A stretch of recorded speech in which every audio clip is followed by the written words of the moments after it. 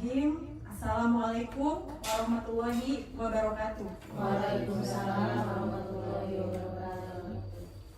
Baiklah, puji syukur kehadirat Allah Subhanahu wa taala yang telah memberikan kita semua kesehatan sehingga kita semua di sini dapat berkumpul dalam pertemuan kita yang sudah kita jadwalkan bersama-sama. Salawat beserta salam semoga tercurahkan kepada Nabi Muhammad SAW. Yang terhormat Ibu Kepala Sekolah SD Negeri Wates serta Dewan Guru sekalian yang saya banggakan. Alhamdulillah pada kesempatan ini izinkan saya Rizky Amalia untuk mendefinisikan pemahaman yang telah saya pelajari selama saya mengikuti pendidikan calon guru penggerak. Langkah yang saya lakukan hari ini adalah salah satu upaya untuk menyelesaikan tugas pada modul 1.4 aksi nyata pemahaman tentang disiplin positif. Dan tentunya juga sebagai praktik baik mungkin ya yang mungkin bisa saya bagikan kepada rekan-rekan guru saya di SD Negeri Wates sebagai aksi nyata yang telah saya lakukan di kelas, dan mudah-mudahan akan berdampak positif untuk guru-guru semua kita yang ada di SD Negeri Wates ini, sehingga kita bersama-sama menyatukan pemahaman tentang budaya positif yang akan kita kembangkan di sekolah kita ini. Baik, di sini sudah saya buatkan PPT-nya, yaitu tentang diseminasi aksi nyata modul 1.4 disiplin positif. Di model ini saya sendiri yang menyusun sebagai guru di SD Negeri Wates, Kecamatan Nanggung. Saya merupakan calon guru penggerak angkatan ke-10 di Kabupaten Bogor. Berikutnya di topik 1.4 modul disiplin positif ini terdapat 6 sub-pokok seperti itu ya. Yang pertama itu adalah tentang disiplin positif dan nilai kebajikan universal. Lalu materi yang berikutnya ada teori motivasi, hukuman, dan penghargaan beserta restitusinya. Lalu yang ketiga adalah keyakinan kelas. Dan keempat tentang kebutuhan dasar dan dunia berkualitas. Yang kelima itu adalah restitusi tentang 5 posisi kontrol guru. Dan yang terakhir sama dengan restitusi, kita akan mempelajari tahapan-tahapannya yang kita kenal sekarang, yaitu segitiga restitusi. Baik, sebelum kita mempelajari, saya ingin memberikan pertanyaan pemantik kepada Bapak dan Ibu guru. Pertanyaannya sangat mudah ya, cukup ditanya jawabnya setuju dan tidak setuju atau alasannya apa. Di sini saya membagi dengan 3 pertanyaan pemantik. Hukuman yang dapat mendisiplinkan anak menurut Bapak dan Ibu, apakah hukuman itu dapat mendisiplinkan anak? Hukuman, biasanya kan kita memberikan hukuman. Anak salah, kita kasih hukuman. Apakah hukuman yang kita berikan itu akan mendisiplinkan anak kita? Yang kedua, pemberian hukuman dengan hal yang positif. Misalkan kita memberi hukuman, hal-hal yang positif seperti membaca. Tolong kamu baca 1 buku, misalkan gitu ya. Terus membersihkan halaman sekolah, kan niat kita supaya bersih ya, seperti itu. Tapi apakah hukuman-hukuman seperti itu dapat mendisiplinkan murid? Dan yang terakhir, pemberi penghargaan dapat meningkatkan motivasi murid. Kemarin ya ada kasus nih di modul, kebetulan nih kemarin saya diam-diam aja melihat teman-teman saya ini ada salah satu yang di PMM-nya, di aksi nyatanya berhubungan dengan reward atau penghargaan. Nah, di sini saya akan berdiskusi mengenai pemahaman yang akan kita sepakati nantinya. Nah, apakah penghargaan atau reward itu dapat meningkatkan motivasi murid kita itu? Nah, nanti Bapak Ibu tinggal menuliskan setuju atau tidak setuju, disertai dengan alasannya. Seperti itu ya Bapak Ibu ya, pertanyaan sudah cukup dipahami ya. Saya akan bagikan. Ini jika sudah selesai nanti boleh ditempel di lembar yang sudah disediakan. Jadi satu guru ini aja ya, diputar ya Teh. Ambil 3 warna berarti. Ya, 3 warna kan 3 ini. 3 pertanyaan. Satu orangnya Satu aja, 1 pertanyaan, 1 ini. 1 orang 3 warna untuk Menjawab 3 pertanyaan. pertanyaan.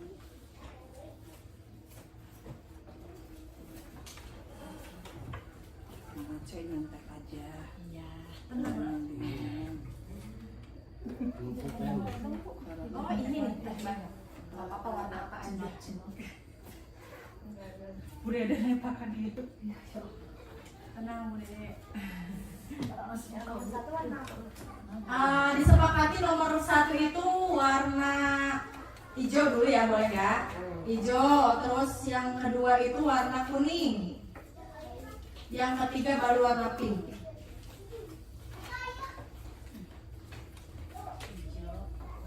Hijau, kuning, pink. Ya, ini jadi.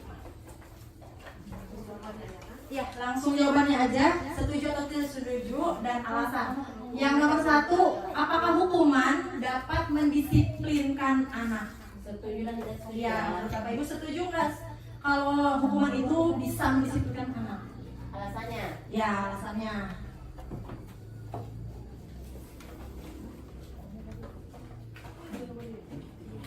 Yang kedua, apakah pemberian hukuman yang positif itu menurut kita ya, seperti membaca, membersihkan halaman sekolah, dapat mendisiplinkan murid?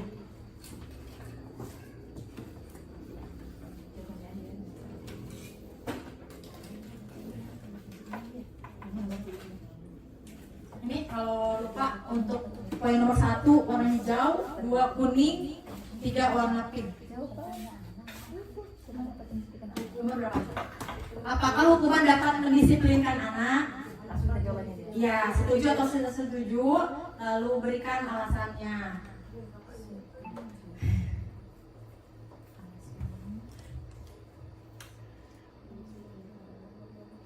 Kalau sudah selesai, boleh jawabannya ditempelkan di poster utama.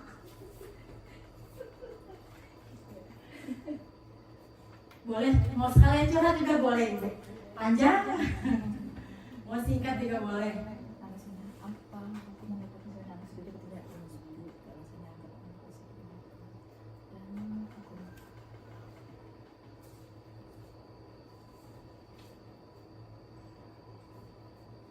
Berapa? Ada yang bacain lagi? Baca. Nomor berapa, Bu Ita? nomor 2 itu Nomor 2. membersihkan halaman sekolah ya? Iya. Hukumannya ya? Pemberian hukuman dengan hal yang positif seperti membaca atau membersihkan halaman sekolah atau kayak suruh menulis PR yang tidak dikerjakan sebanyak 3 kali gitu. Kita mah niatnya baik ya, positif, bukan menghukum seperti fisik ya. Nomor 2 di tabel. Ya, nomor 2 di warna kuning. Yang nomor 3, memberi penghargaan atau reward, apakah dapat meningkatkan motivasi murid?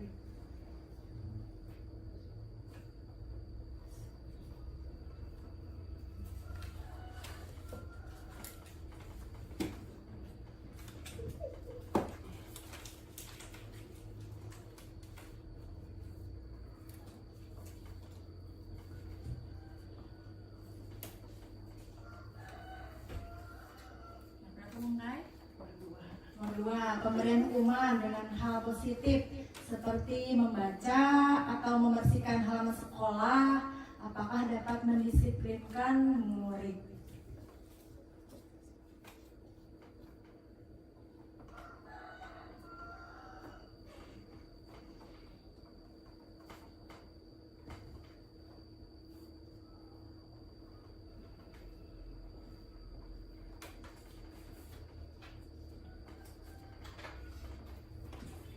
Ibu Yanti, boleh ditempel di sini.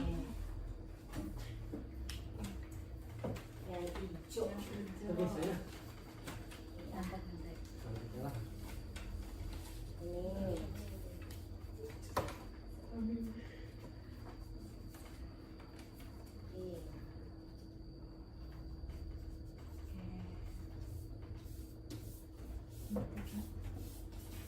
dibalik. Terima kasih. Dibalik Bu. Apa-apa. Ini lagi nih yang banyak.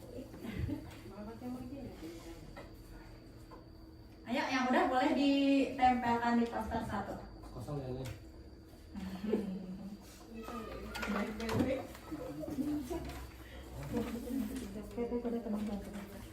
Yang ketiga, memberi penghargaan atau reward dapat meningkatkan motivasi murid. Ya.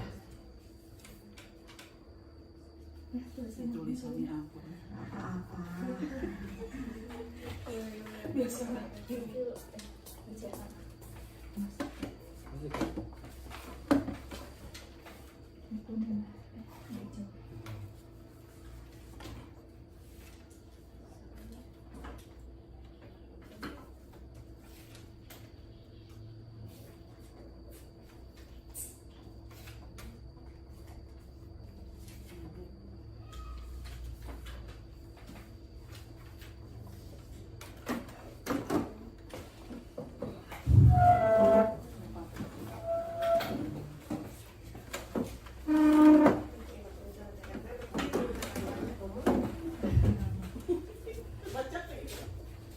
Padahal kita di sekolah, di kelas menuntut anak ya supaya kita terbaca bagus, tulisan bagus rapi. Yang penting tulisan kebaca berarti tulisan bagus.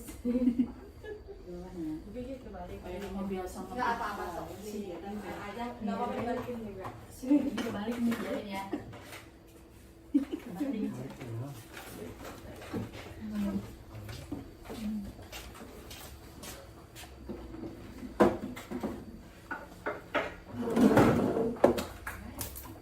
Ngacek. Masih ya tempel. Tempel.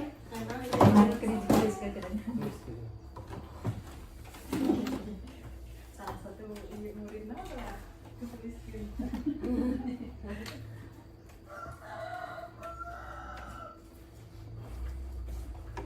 Ayo, satu orang lagi.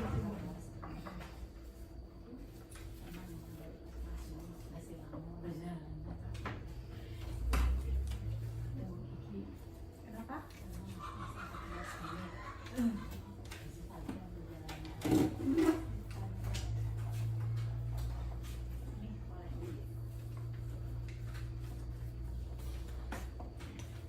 Oke ya, cukup.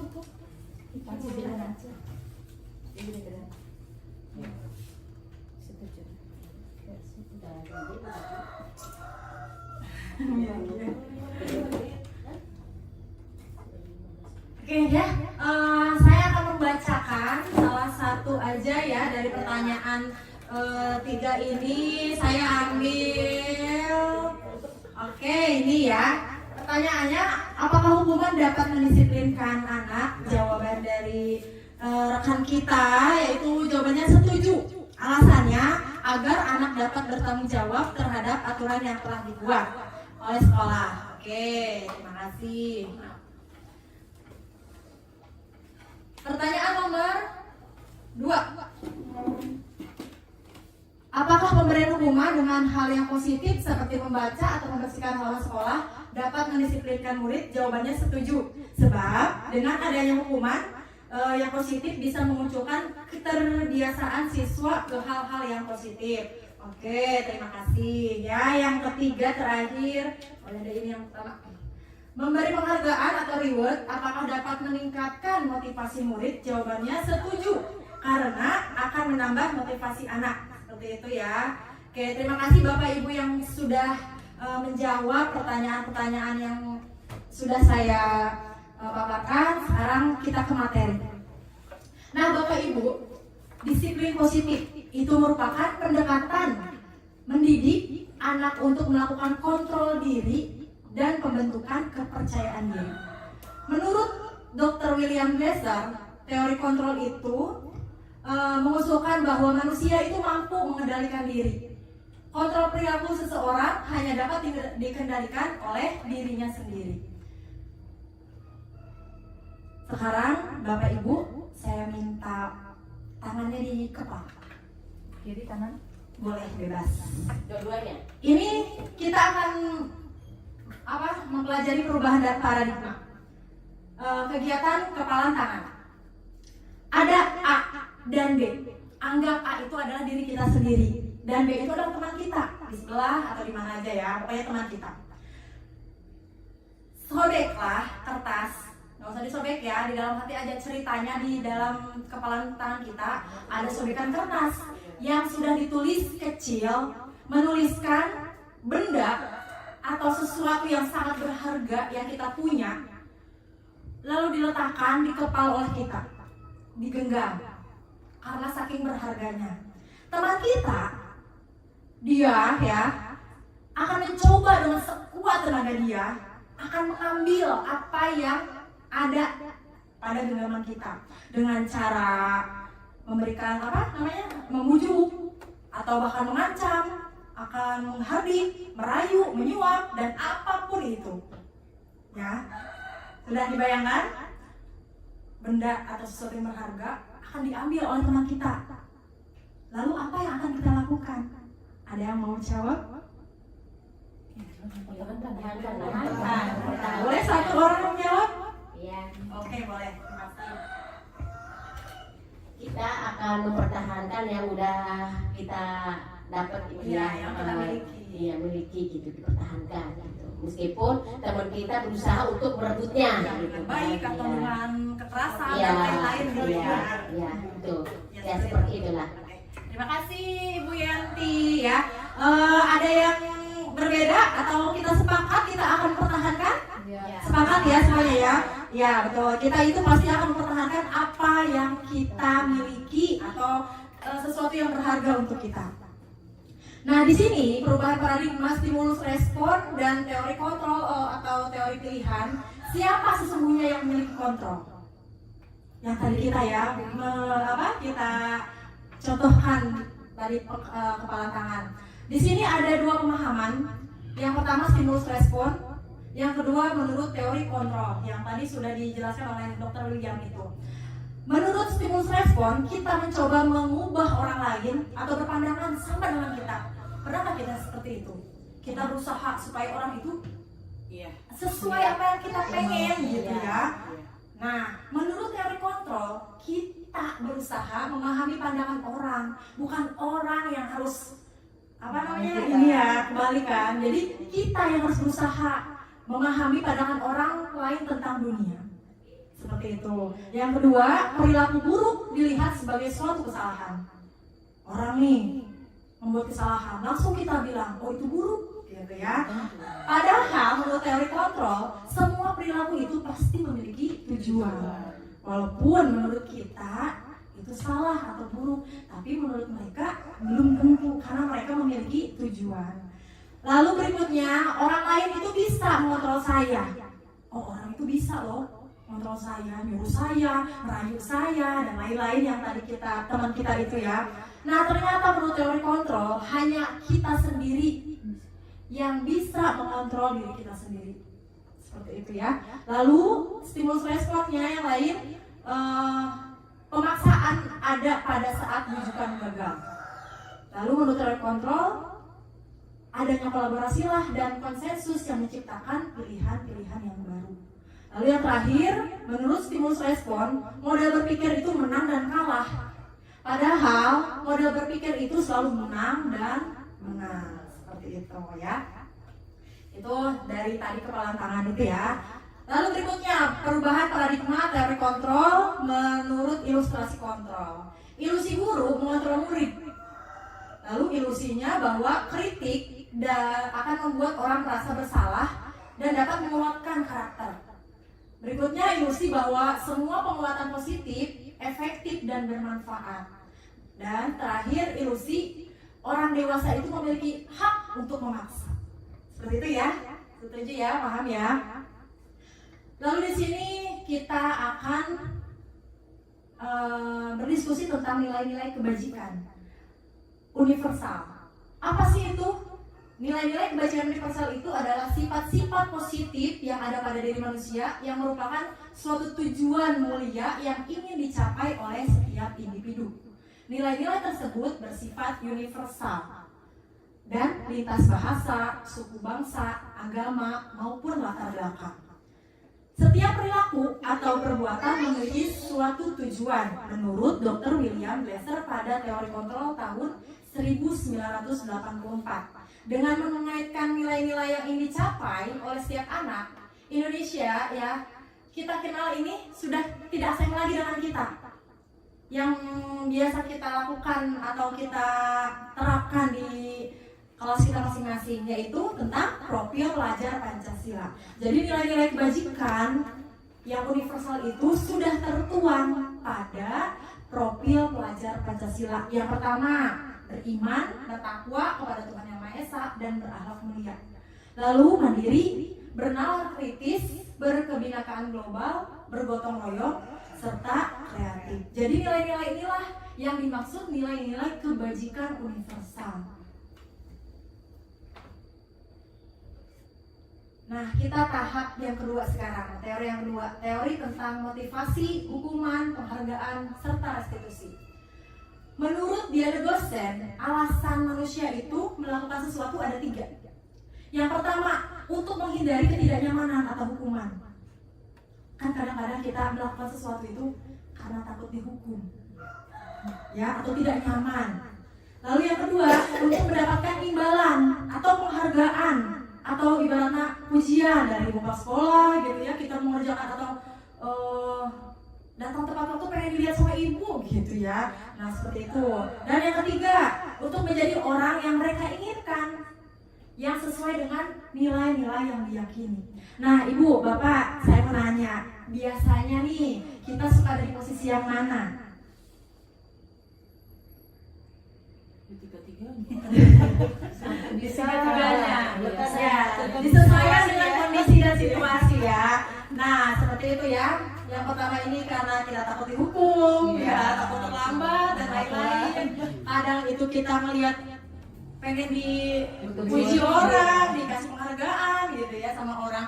Kadang-kadang juga kita sesuai sama diri kita sendiri. Oh kita itu datang tepat waktu itu bukan karena takut karena hukuman, karena si cantik, bukan pengen dilihat baik oleh kepala sekolah, tapi sebaiknya kita itu datang tepat waktu itu karena kita tahu bahwa kita itu harus menjadi teladan untuk murid-murid kita.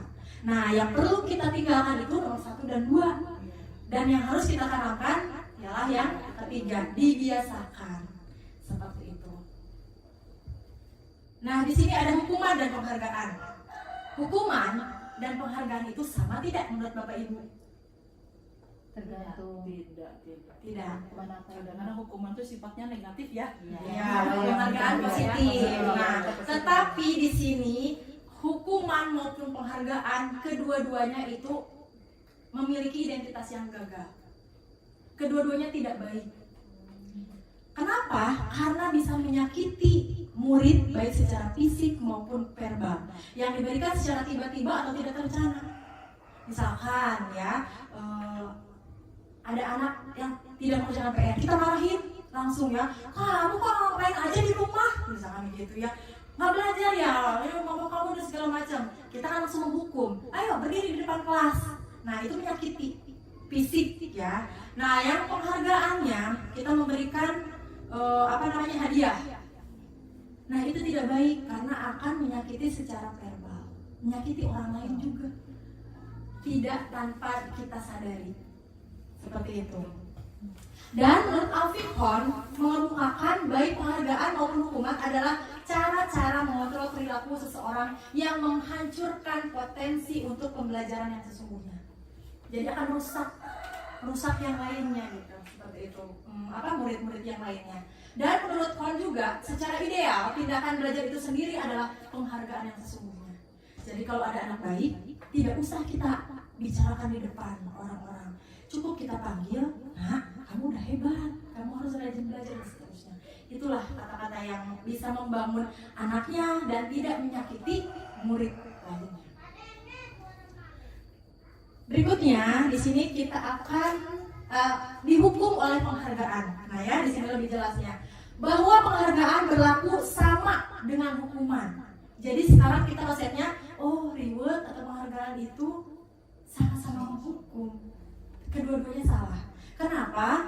Dalam arti meminta atau memuji seseorang melakukan sesuatu yang memenuhi suatu tujuan tertentu itu, meminta atau memujuk dorongannya itu dari eksternal. Jadi si anak itu, saya mau kerjain PR karena mau dikasih hadiah sama ibu, bukan karena keinginan dari dirinya sendiri untuk belajar atau mengerjakan PR. Jadi itu dipaksa oleh kita sebenarnya secara tanpa kita sadari, ya. Dan ada faktor ketergantungan. Kalau ibunya udah nggak punya duit, nggak ada dana lagi untuk membeli reward ya seperti itu, atau kita lagi malas bikin bintang dan lain-lainnya, atau kita lagi malas ngomong untuk kamu hebat dan pintar, tepuk tangan buat teman kita yang pintar hari ini.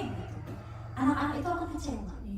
Ketika dia berbuat baik, saya kok nggak dikasih penghargaan, kemarin kan dia dikasih, gitu kan, seperti itu ya. Jadi anak-anak berlomba karena sesuatu hal yang timbul dari luar, bukan dari dirinya sendiri. Nah, di sini hukuman atau penghargaan itu pengaruhnya jangka pendek dan jangka panjang. Penghargaan menghukum, penghargaan mengurangi ketepatan, penghargaan tidak efektif, dan penghargaan akan merusak hubungan. Jadi kan timbul cemburu sosial seperti itu. Nah, dihukum oleh penghargaan juga, penghargaan menurunkan kualitas. Lalu penghargaan akan mematikan kreativitas.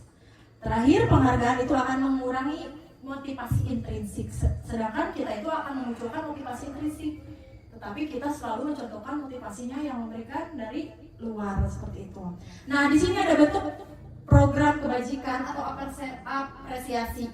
Dalam memberikan apresiasi atau pengakuan perlu diingat ada beberapa hal. Yang pertama adalah beri pengakuan secara khusus, beri pengakuan secara pribadi, beri pengakuan kepada murid atau bergantian, beri pengakuan secara konsisten dan fokus pada proses. Yang tadi saya ceritakan, kalau kita mau memberikan penghargaan, boleh dipanggil saja pribadi. Atau hari ini kamu baik dan besok baik, harus sama. Semua orang merasa dirinya, saya dihargai sama ibu guru. Jadi tidak ada yang cemburu, seperti itu ya. Berikutnya ada contoh pengakuan atau apresiasi kebajikan. Nah, kata-katanya di Bu pembuka, kemarin saya perhatikan atau kemarin ibu perhatikan. Nah, ketika kita berbicara untuk membuka kalimat-kalimat membangun ya, seperti memberi penghargaan, sisipkan nilai-nilai kebajikannya apa yang telah dia lakukan. Misalkan, kemarin ibu perhatikan rasa empatimu besar sekali, atau rasa peduli kamu besar sekali sama teman kamu, misalkan. Itu terjadi ketika situasi saat menolong sama murid di kelas kita. Jadi kita perhatikan, terus kita, ini anak kayaknya punya pribadi yang bagus. Lalu kita ajak berbicara berdua saja. Ibu perhatikan, tadi kamu menolong teman kamu ya, kamu peduli sama teman kamu, seperti itu. Jadi kita ngobrolnya dari hati ke hati. Lalu kita tanamkan, empati itu atau menyayangi teman itu memang sangat baik. Ini kamu pertahankan ya. Nah, dari situlah muncul, dari dalam dirinya, saya itu berarti sudah baik, sudah bagus, dan besok saya mau gitu lagi, gitu. Seperti itu contohnya. Lalu yang kedua, saya menghargai kepedulian yang tadi ya, sama terima kasih. Nah, terima kasih kalau anak sudah mengerjakan PR. Kan suka ada satu-satu ke depan, boleh ya dinilai sama kita, atau ini terima kasih ya. Kita ucapkan terima kasih, jangan sampai malu ya untuk membuka. Kita harus mengikuti posisi anak dulu, seperti itu. Kita masuk ke lingkungan anak dulu. Terima kasih ya, rasa tanggung jawab kamu sudah mengerjakan PR dengan baik, dengan tepat, benar sekali. Kamu dapat nilai 100 gitu, dan lain-lain. Jadi kita itu masuk ke dalam diri anak supaya anak itu merasa dirinya itu dihargai sama gurunya, sehingga anak itu akan muncul rasa yang tadi nilai-nilai kebajikannya itu akan selalu anak itu ingat, dan mungkin saja akan terbawa dan sampai tua nanti seperti itu. Jadi kalau seperti itu kita akan merasa berhasil bahwa kita sudah menanamkan nilai-nilai kebajikan itu yang akan timbul sendiri dari dalam dirinya sendiri. Berikutnya, perbedaan antara hukuman dan konsekuensi. Nih, ada yang pernah membuat konsekuensi? Itu teh kontrak belajar untuk kelas. Ya, kontrak belajar, kesepakatan gitu ya. Jadi kalau kamu nggak belajar, nggak ngerjain PR, kan kita sudah bikin peraturan. Kemarin ya, yang nggak ngerjain PR lari 5 keliling. Ya, saya juga seperti itu biasanya ya. Tapi ketika saya mendapatkan ilmu yang baru ini, oh ternyata itu salah dan harus ditinggalkan. Nggak boleh kita udah belajar, tetap dilakukan ya. Nah seperti itu. Jadi ada perbedaan antara hukuman dan konsekuensi. Bedanya kalau hukuman itu berarti terjadi spontan, kalau konsekuensi sebelumnya telah kita sepakati dulu ya. Jadi anak juga mau nggak mau ya harus mengikuti hukuman atau konsekuensinya seperti itu. Nah ini perbedaannya. Yang pertama, sesuatu yang menyakitkan itu harus terjadi kalau hukuman. Tetapi kalau konsekuensi sesuatu itu ya harus terjadi ya, sama-sama harus terjadi ya. Tetapi kalau hukuman menyakitkan karena sebelah pihak. Kalau konsekuensi ya itu mah tanggung jawab kamu karena kamu melanggar. Tapi harus dilaksanakan, harus terjadi. Jadi tidak terlalu menyakiti teling. Sebenarnya seperti itu perbedaannya, tidak terlalu menyakiti teling, tapi sama-sama menyakitkan sebenarnya. Yang kedua, membuat anak sakit fisik maupun hati untuk jangka waktu yang lama. Kalau anak-anak kita dikasih hukuman, ya apalagi hukumannya misalkan suruh push up misalkan 100 gitu ya, anak itu akan mengingat selalu, saya pernah di push up sama ibu itu katanya, capek segala macam. Nah itu akan menyimpan memori yang buruk terekam seperti itu ya. Nah dalam konsekuensi, membuat anak merasa tidak nyaman dalam jangka waktu yang pendek.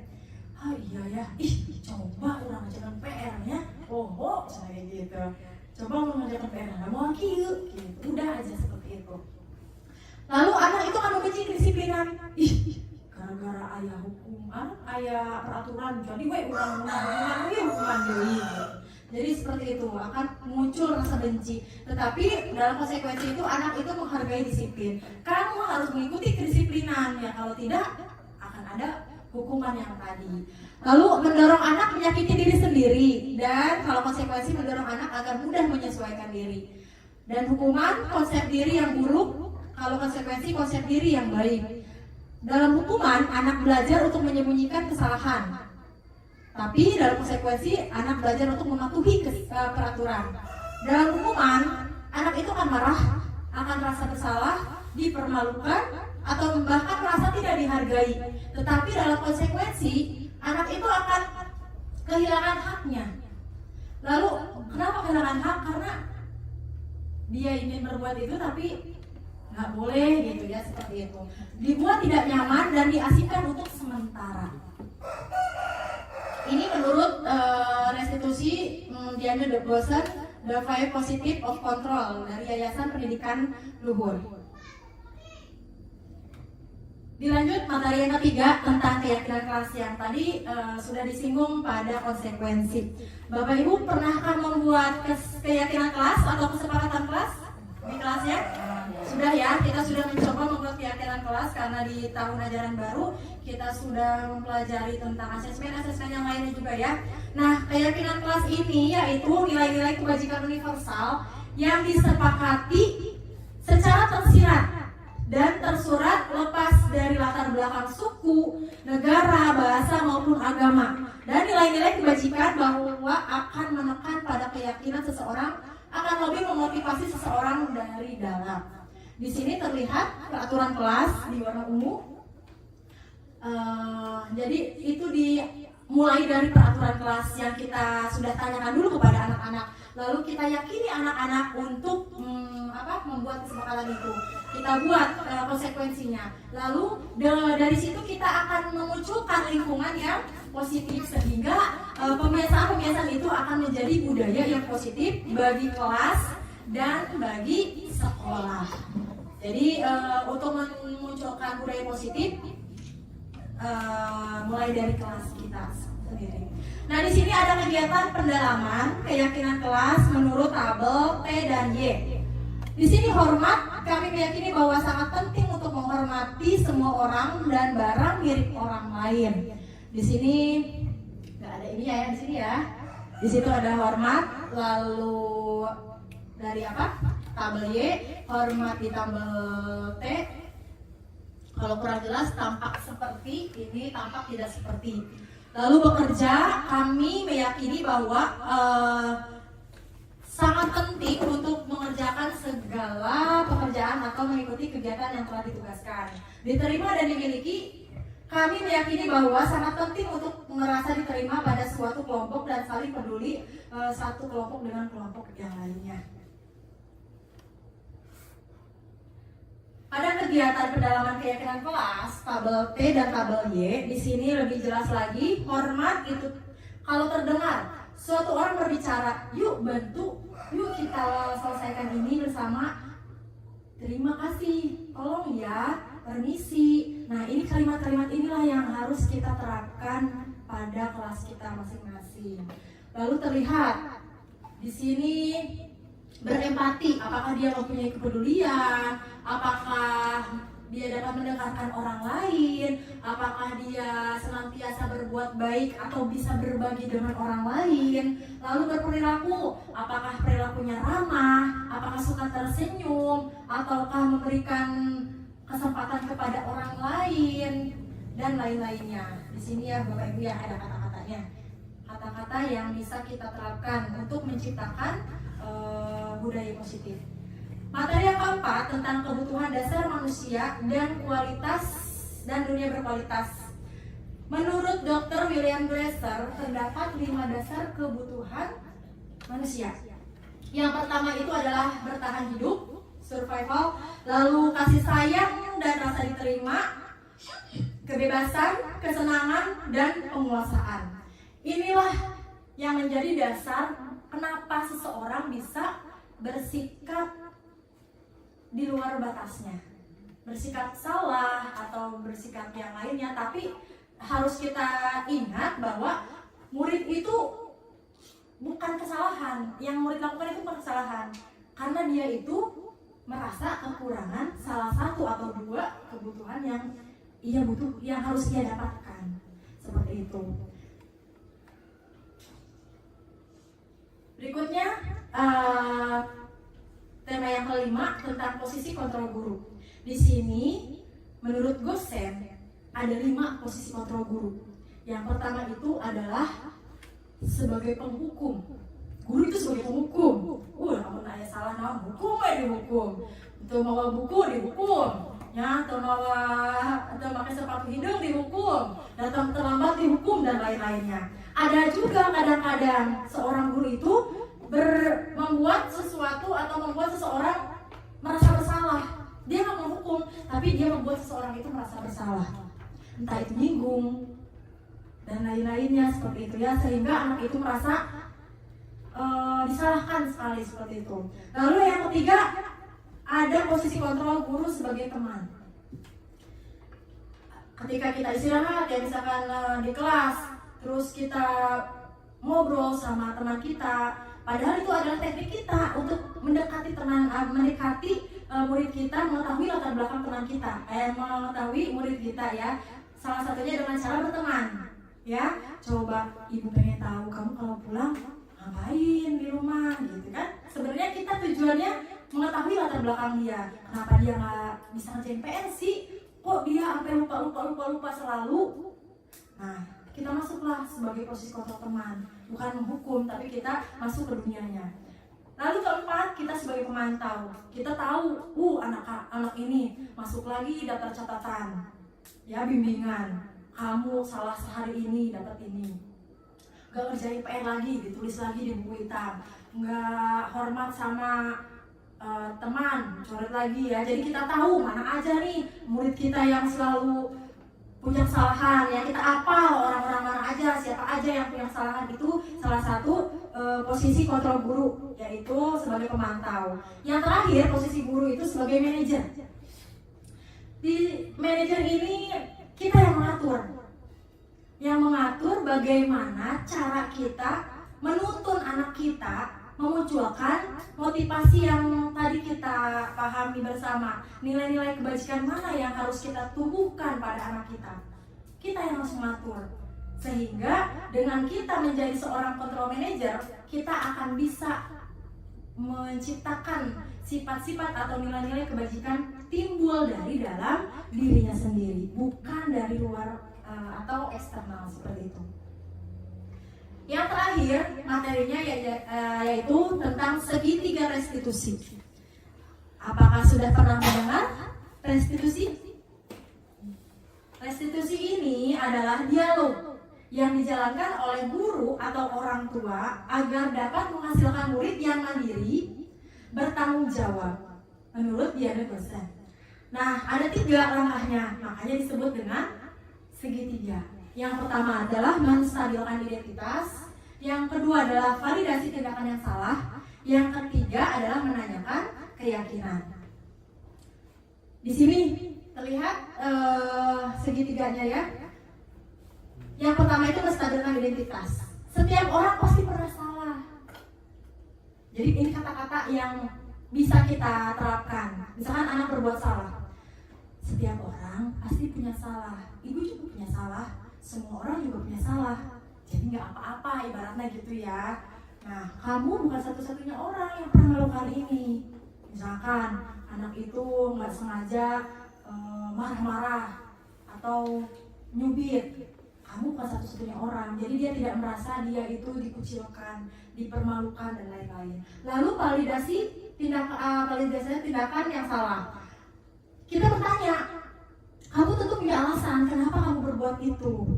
Jadi kita harus menanyakan tuh alasannya, kenapa kamu bisa berbuat seperti itu. Adakah cara yang lebih efektif untuk mendapatkan apa yang kamu butuhkan? Nggak harus kita marah, nggak harus kita nyubit, ada nggak cara yang lain? Jadi kita ajak ngobrol. Yang terakhir itu menanyakan keyakinan. Nah, kira-kira nilai apa yang telah kamu sepakati? Lalu kamu ingin menjadi seorang seperti apa? Jadi pertanyaan-pertanyaan itulah yang akan merespon, merangsang anak-anak untuk berpikir, mencari solusi. Ketika dia melakukan kesalahan, anaklah yang harus mencari solusinya sendiri. Dan tugas kita hanya menuntun menggunakan 3 tahapan ini.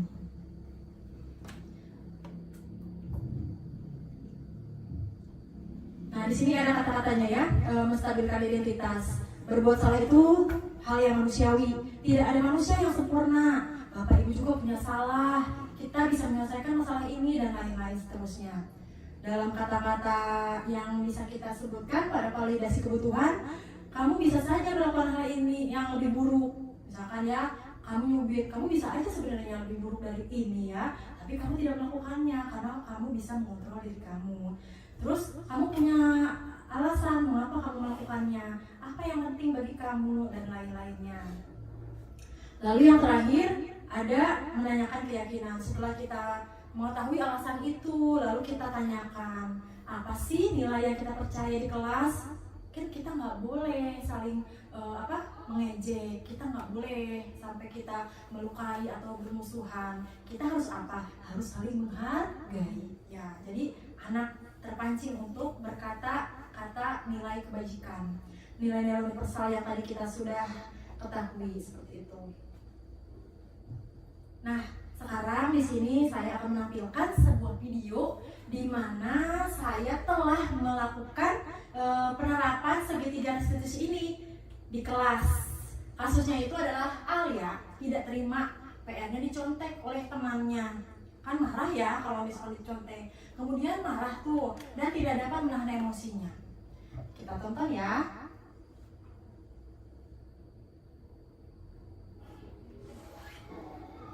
Alia, ibu mendapatkan laporan dari ketua kelas. Anakku, kamu dan Alia tentang tadi. Iya Bu, Arisnya kesel. Kesel kenapa? Karena Arya selain mencoba menyontek tugas aku. Ya wajar sih kalau kamu merasa kesal dan marah. Ibu juga kalau ada di posisi kamu pasti merasakan hal yang sama. Lalu apa yang kamu lakukan terhadap Arya?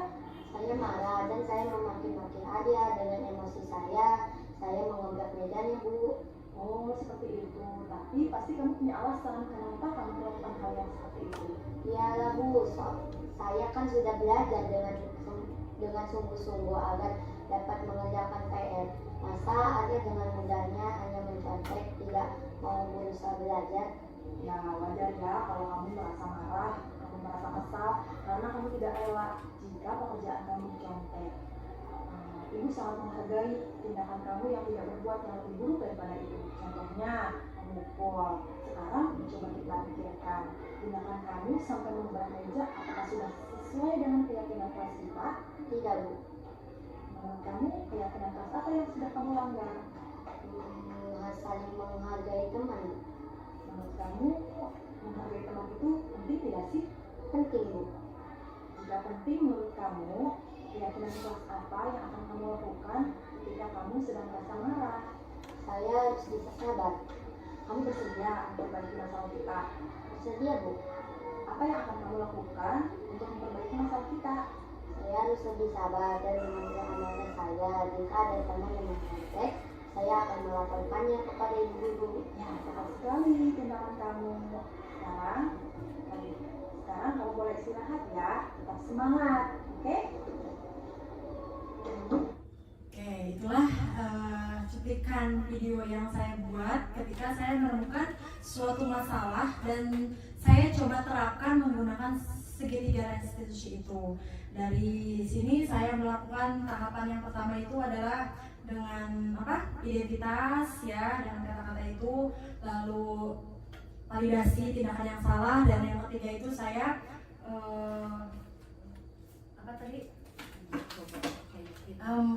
meyakinkan ya, menanyakan keyakinan. Lalu yang saya dapatkan, kita lihat tanggapan dari Alia. Assalamualaikum, saya Aliandra Yani. Saya senang sekali diajak diskusi bersama ibu guru untuk dapat mengendalikan rasa marah saya karena tingkah laku teman saya. Saya dapat belajar, bersabar, dan menghormati teman saya. Assalamualaikum warahmatullahi wabarakatuh. Oke, disinilah kita bisa mengetahui bahwa anak itu tahu apa yang sudah dilakukan ya, kesalahan apa yang sudah dilakukan, lalu anak itu bisa mengambil tindakannya sendiri sehingga apa yang dia sudah lakukan dengan apa ya, dia tidak akan melakukannya lagi seperti itu. Jadi kita itu kalau udah menghukum dan lain-lainnya sudah kita tinggalkan, kita coba menggunakan segitiga restitusi ini. Baik Bapak Ibu, materi yang dari 6 materi yang sudah saya paparkan, mungkin sekarang ada pemahaman baru dari Bapak dan Ibu guru yang bisa Bapak Ibu tuangkan dalam satu kertas karton ini. Gambarkan, boleh tulisan, boleh bagaimana pemahaman baru apa yang sudah Bapak Ibu dapatkan setelah mendapatkan pemaparan dari saya seperti itu. Apa yang bisa Bapak Ibu terapkan untuk kemajuan sekolah kita? Maaf, boleh ini dikerjakan berkelompok saja ya. Ini ada spidolnya, boleh yang merah ada, yang hitam ada, boleh. Kita bersama-sama bersama-sama disatukan pemahamannya ya Bu ya, seperti itu ya. Menyamakan persepsi seperti itu. Bagaimana untuk kemajuan sekolah kita, bagaimana cara kita mendisiplinkan anak-anak kita. Bukan dibaliknya. Gimana aja boleh. Boleh yang lain juga ikut. Buatlah gambar atau kata-kata atau peta konsep, boleh apa saja yang menggambarkan perubahan baru, pemahaman baru yang Ibu Bapak dapatkan.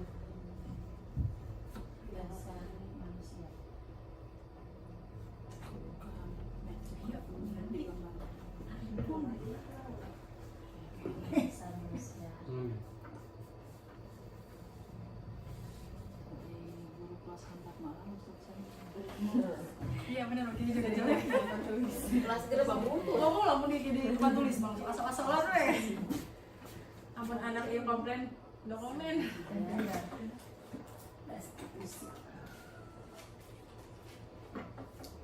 Segitiga restitusi.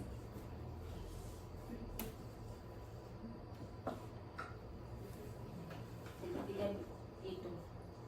Boleh pakai kotak atau apa? Kalau segitiga mah segitiga. Boleh nggak kotak?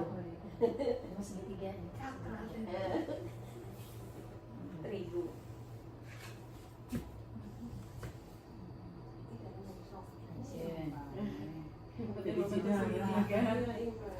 Ya bagus bisa jadi. Bagus, besok harus lebih bagus lagi. Boleh, kayak gimana aja. Wah, bikin apa nih? Atas gunung. Ada awan, dia kurang temperatur. Ini awan gula wae teh. Enggak, Bu, itu mah. Awan ke. Itu 3 doang, 1, 2, 3. Tiga desa. Oh, itu tidak tahu tuh pinuhan. 5 posisi kontrol guru.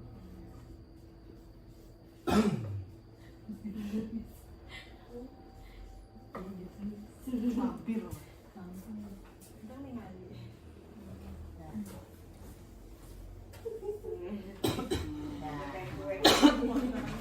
Oke, udah siap? Oke, boleh salah satu guru untuk memaparkan pemahaman barunya. Mangga, silakan siapa yang mau maju? Oke, Bu Ita. Silakan Bu Ita.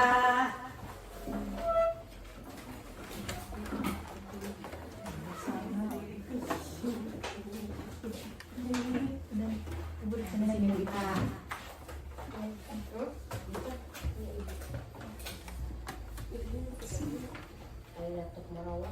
Oh iya, boleh dibantu untuk megang jadi kita yang menjelaskan gitu ya. Nih. Apa Ibu ya? Lihat nih. Muka Ibu jangan tutupin kakinya. Ketika menemui murid melakukan kesalahan, disitulah peran guru mengidentifikasi kebutuhan dasar apa yang belum terpenuhi oleh murid. Kemudian kita selesaikan masalah dengan menggunakan tahapan segitiga restitusi. Sehingga sebagai guru kita dapat memposisikan kontrol guru sebagai manajer. Terima kasih. Oke, beri tepuk tangan buat Bu Ita. Terima kasih banyak Bu Ita. Kita tempel dulu ya. Oke, ini pinjam dulu. Oke ya, di sini Bu Ita tadi telah memaparkan pemahaman barunya, mewakili kelompoknya ya, bukan kelompok ya, mewakili kita semua ya, bahwa untuk memenuhi kebutuhan dasar manusia itu, langkah yang diambil itu adalah dengan melakukan tahapan segitiga restitusi, yang mana setelah kita melaksanakan segitiga restitusi, kita akan dapat memposisikan kita sebagai manajer ya. Tadi kan ada 5 kontrol. Yang pertama penghukum, yang kedua pemberian merasa bersalah, ketiga teman, keempat itu apa? Memantau, dan yang kelima itu manajer. Nah, perlu diketahui guru itu wajib, tidak harus memiliki posisi kontrol sebagai manajer. Kenapa sebagai manajer? Karena sebagai manajer lah guru dapat menuntun untuk menciptakan murid yang akan nantinya memiliki nilai-nilai kebajikan yang telah kita terapkan, tentunya seperti itu. Baik, kalau semuanya sudah sama pemahamannya, berarti alhamdulillah ya, materi kita tersampaikan. Sekarang saya memiliki sebuah refleksi untuk mandiri yang akan ditulis oleh Bapak dan Ibu Guru. Terdapat 4 pertanyaan untuk refleksi diri kita sendiri. Yang pertama, hal baru apa yang mengubah paradigma saya yang saya dapatkan? Yang tadi pemaparan, apa sih? Apakah, saya jadi tahu ada 5 kebutuhan dasar manusia. Saya jadi tahu segitiga restitusi. Saya jadi mau mau menghilangkan hukuman. Saya jadi takut sekarang mau ngasih reward dan sebagainya. Lalu perasaan apa yang muncul selama mengikuti sesi ini? Bapak Ibu, perasaan apa yang muncul muncul. Apakah ibu bosan? Apakah misalkan atau yang khususnya mengenai makna disiplin? Apa yang perasaan ibu? Oh, saya merasa tertampar. Ternyata apa yang saya lakukan selama ini salah sama bu saya ketika mempelajari mah kebiasaan orang gitu ya. Ketika bertemu dengan bapak fasilitator untuk di ruang kolaborasi, kami semua guru di situ ya, anggota CGP kelompok saya semuanya merupakan guru yang penghukum, guru yang selalu membuat anak merasa bersalah karena kita emosi gitu ya, belum bisa mengontrol diri kita. Lalu kita itu kadang menjadi teman ya yang mendingan baiknya. Tapi ya kebanyakan kan kita sebagai penghukum seperti itu. Jadi sama, saya pun sebelum mempelajari modul ini ternyata saya ada di posisi nomor 1 banyaknya. Lalu peran Among seperti apakah yang saya telah lakukan selama mengikuti modul ini? Peran Among misalkan apa sih peran saya yang tadi yang ada 5 posisi kontrol itu, yang mana sih posisinya? Lalu yang nomor 4, saya akan menjadi Among yang seperti apa? Nah, setelah ibu mempelajari 5 posisi kontrol, ibu mau jadi yang mana? Ya harusnya seperti itu, wajib ya. Semangat ya. Nah, boleh sekarang karena ada 4, tadi ada 3 ya? Masih ada ibu? Oh ya, ini tambah 1, jadi ada 4 pertanyaan. Boleh, berarti sekarang yang warna nomor 1 kita sepakati pink dulu ya. Nomor 2 warna hijau. Nomor 3 itu adalah kuning dan orange.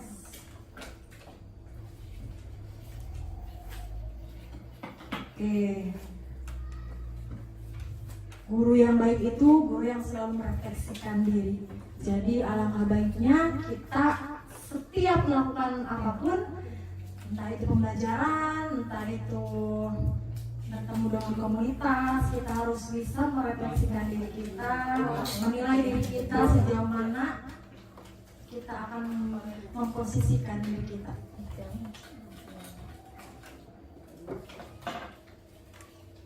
Aman kan itu durasi? Aman.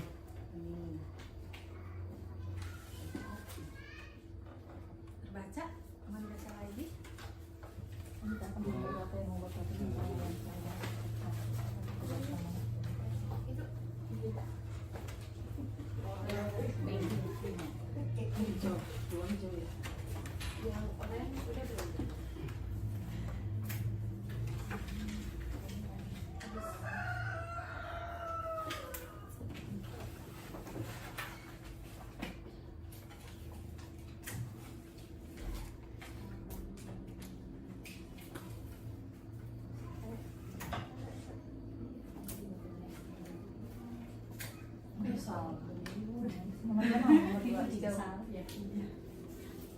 Makanya dia kemarin kita ngomongin aja cici kenapa kayak yang mau menjelaskan.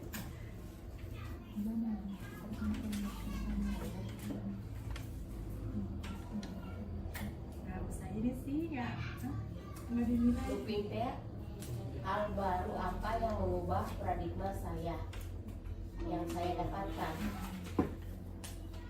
2 warna hijau ya. Iya bu, hijau.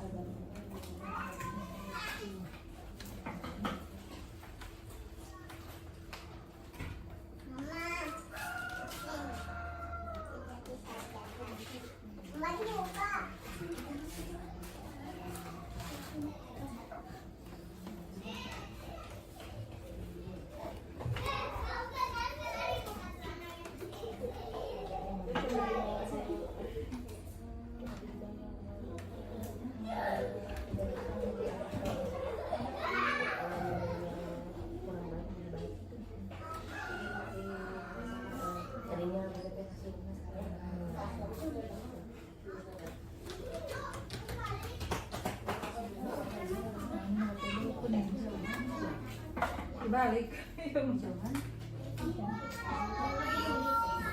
Coba nggak apa-apa ya. Nomor 2.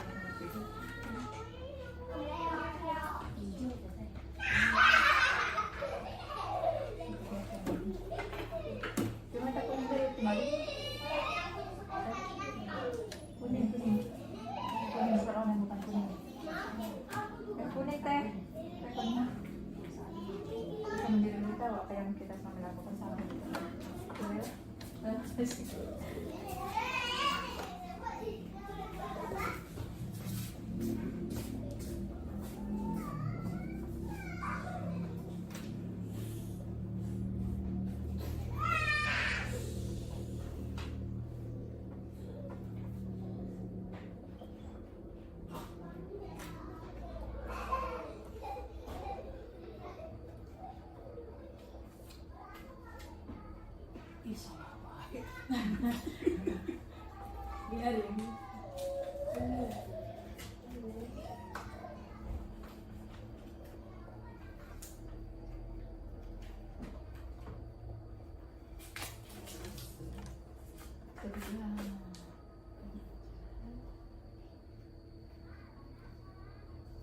Tadi tercantum apa peran Amun? Yang nomor berapa? 3. Yang kan 5 ya. Ya, merasa bersalah. Yang setelah saya lakukan selama ibu ini, ibu suka jadi teman.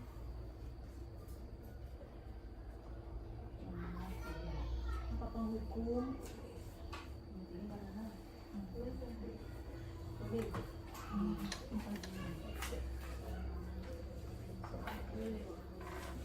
Udah, boleh ditempelkan sendiri. Biar ada gerakan. Tidak aku. Manajer. Teman-teman yang manajer.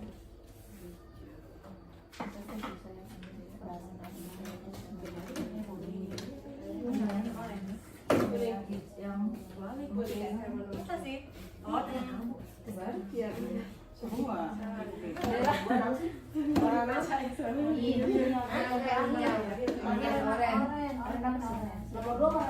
Warna 2 hijau.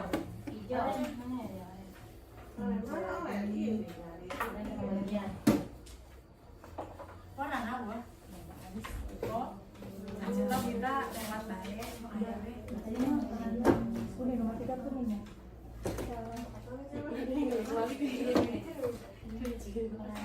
Nomor hiji ya. Dibalik sih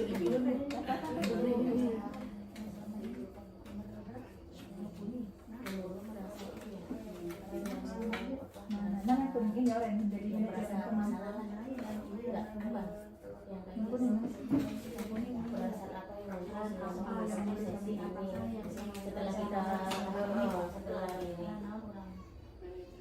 Masih hijau ya ini ya, salah nomor 3 Yang nomor 4 orange. Kalau ibu mau jadi teman juga nggak apa-apa. Teman isinya bebas. Terus yang orange ya. Nomor 3 masih nomor 2 Pertama itu penghukum. mana hijau? Tapi itu malah rintis kak. Cuma rintis deh. Langsung buku terus apalagi tadi Dede? Bu Kiki Apa? tadi peran apa? Nomor Pertama itu penghukum. Nomor 3 peran apa? Membuat merasa bersalah. Ketiga teman. Penghukum kan? Peran apa sih nomor 3? Iya. Oh. Iya, ibu suka lakuin di kelas apa? Penghukum atau teman. Sebelum ini kan Iya, sebelum. ini kan Sebelum mempelajari hormat. memantau. Disebutnya modul ya, sebelum mempelajari Iya, modul. boleh.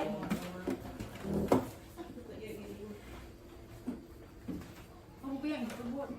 Itu dia kayaknya di belum Untuk bahasa Sunda bawa